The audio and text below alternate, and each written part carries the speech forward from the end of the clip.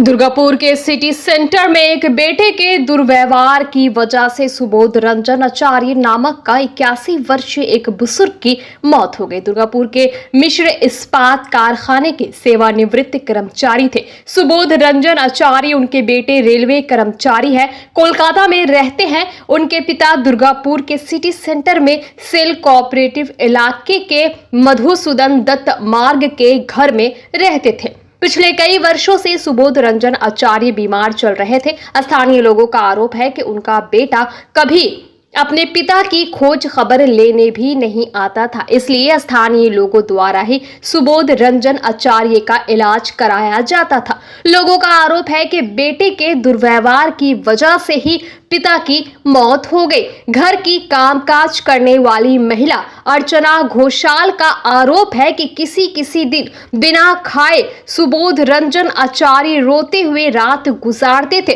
पिछले कुछ दिनों से उनकी बीमारी बढ़ रही थी। अस्पताल ले जाया गया था, लेकिन डॉक्टरों ने उन्हें घर ले जाने की सलाह दी थी। आइए जानेंगे विस्तार के साथ कि घर की कामकाज करने वाली महिला अर्चना घोषाल का इस विषय में और क्या कहना है। आइए जानेंगे विस्तार के साथ। फिलहाल ये खबर पाकर दुर्गापुर थाने की पुलिस मौके पर पहुंच गई है। पुलिस ने शव को पोस्टमार्टम के लिए दुर्गापुर महकुमा अस्पताल भेज दिया। আপনি কি ওর বাড়িতে কাজ করতেন? হ্যাঁ, আমি ওর বাড়িতে কাজ করতাম তো। কি অবস্থায় ছিলেন উনি? ওর একটু মাথার ডিফেক্ট ছিল। নিয়ে নিয়ম খেত না, যেত না, ঘুরে বেড়াইতো, ইয়ে করতো। আপনি কতদিন ধরে কাজ করছেন এই আমি বাড়িতে? 2009 থেকে করছি। আচ্ছা, নে কি হয়েছে এখন? এখন কি হবে? এখন ওই না খেয়ে না দিয়ে ঘুরিয়ে ঘাড়ে যা পেতো কুড়ি খেত। প্যাম্পাস পর্যন্ত একদিন চুষলো গো, সেটাও ওর ছেলেকে বলা হয়েছে, কিন্তু ও কোনো মতেই কেয়ার করে না। ছেলে দেখতো না? না, ও বলতাম যে ওর গো কি করছে, যা করছে, ও আমি কি করবো, করছে তো আপনি ছেড়ে দেন, আপনি ছেড়ে দেন, এইসব কথা বল। ছেলে দেখতো না? দেখতো না বলতে খরচা দিত, এমনি দোকানের মধ্যে ওইখান থেকে হোটেল থেকে ভাত এনে দিতাম, ওই খরচাগুলো দিত। আমার মাইনেটা 2,500 টাকা দিত, কিন্তু ওই এমনি এসে যে চিকিৎসা একদিনও করাইলো না, একদিনও না। আপনি অনেকদিন ধরে কাজ করছেন? হ্যাঁ, আমি 15 বছর ধরে কাজ করছি, 2009 থেকে। মানে যত্ন করার কেউ ছিল না, তো আমি তো ঠিকা কাজ করতাম করে ধরে, তখন ভালো ছিল, রান্না টান্না করে দিয়ে চলে যেতাম। আর যখন লকডাউন হলো তখন থেকে আমি এক বেলাই করতাম। ওই রাতে ছাতু মাতু মেখে দিয়ে যেতাম, খেতো, থাকতো, একাই থাকতো। আজকে কি দেখলেন? আজকে সব দেখেছেন, আমি তা অন্য বাড়ি রান্না করতে চলে গেছিলাম, তো আমার ছেলে বললো মা দাদুটা আমার আগেছে। তখনই এলাম, আর কোনো বাড়ি গেলাম না, 3-4 বাড়ি রান্না করি। বাইরে পড়ে আছে? হ্যাঁ, ওইখানেই থাকে, ওই 15 দিন ধরে ওইখানেই শুয়ে আছে, 15 দিন ধরে। একবার আমার ছেলে হসপিটালে নিয়ে গেল, ওখানে গিয়ে বাচ্চা কাচ্চা ওই ভালো ভালো পেশেন্টগুলোকেও কামড়িয়ে টামড়িয়ে দিচ্ছিল, নিয়ে বলছে তুমি নিয়ে যাও বাবা, এনে আবার ওখানে শোয়াই দিল। পেটটা পুড়িয়ে গেল রোদ্দুর শুয়ে। দেখুন আমি পাউডার লাগিয়ে দিয়েছি, পিঁপড়ে লেগেছিলো গায়ে, লক্ষণিকা দাগ দিয়ে মাঝে মাঝে এসে জল টল দিয়ে যেতাম। আর ওই হরলিক্স দেখুন আলমারিতে রাখা আছে, হরলিক্স বিস্কুট। ছেলেকে ফোন করেছিলেন? ছেলেকে যে ওই দোকানে বোধহয় 100 বার ফোন করে, যখন যেরকম অবস্থা হয় তখন কালকে রাতেও ফোন করা হয়েছে, বাবার জল পেরিয়েছে না, গলা ঘর করছে, 3 দিন ধরে জল ওই দিকে যাচ্ছে না। না, ছেলে কোনো রেসপন্সই বলছে ও যাচ্ছি দেখি স্যারকে বলে ছুটি পাইনি। কি আমার সঙ্গে তো কথা হয়নি, দোকানি ফোনটা দেখলেই আপনারা বুঝতে পারবেন যে কতবার ওনাকে ফোন করা হয়েছে, লাউই করে না। কি নাম আপনার? অর্চনা ঘোষাল। অর্চনা ঘোষাল।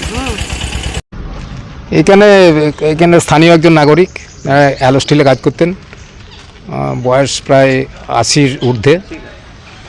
তো উনি এখানে একাই থাকতেন এবং শারীরিকভাবে উনি খুবই অসুস্থ ছিলেন, বাড়ির দেখার কেউ ছিল না।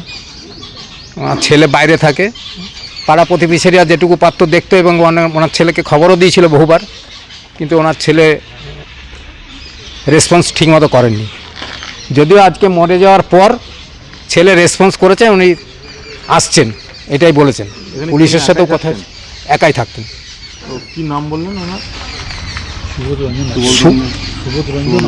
সুবোধ রঞ্জন আচার্য। কিভাবে জানলেন যে এখানে উনি মরে গেছেন? পাড়ার লোকই খবর দিয়েছে, পাড়ার লোক দেখেছে, গেটটা খোলাই থাকে তো সব সময়, পাড়ার লোক দেখে, মাঝে মাঝে খবর নেয়, দেখে, সেই হিসেবে কাল অবধি সন্ধ্যা অবধি দেখেছে। তারপরে আজকে সকালে হঠাৎ দেখছে যে উনি ওখানে পড়ে আছেন ওইভাবে, তখন দেখতে গিয়ে দেখে যে মনে হচ্ছে মারা গেছে আন্দাজে। কি কারণে মরলো বলে মনে হচ্ছে? চিকিৎসার অভাবে, খাওয়ার দাওয়ার অভাব তো ছিল, চিকিৎসার অভাবে মানসিকভাবে উনি বিধ্বস্ত হয়ে গেছিলেন একাকিত্বর জন্য। পুলিশ এসছে? হ্যাঁ, পুলিশ এসছে, পুলিশ খবর পেয়ে পুলিশ সঙ্গে সঙ্গে এসছে। আপনার নাম? পরিমল অগস্তি।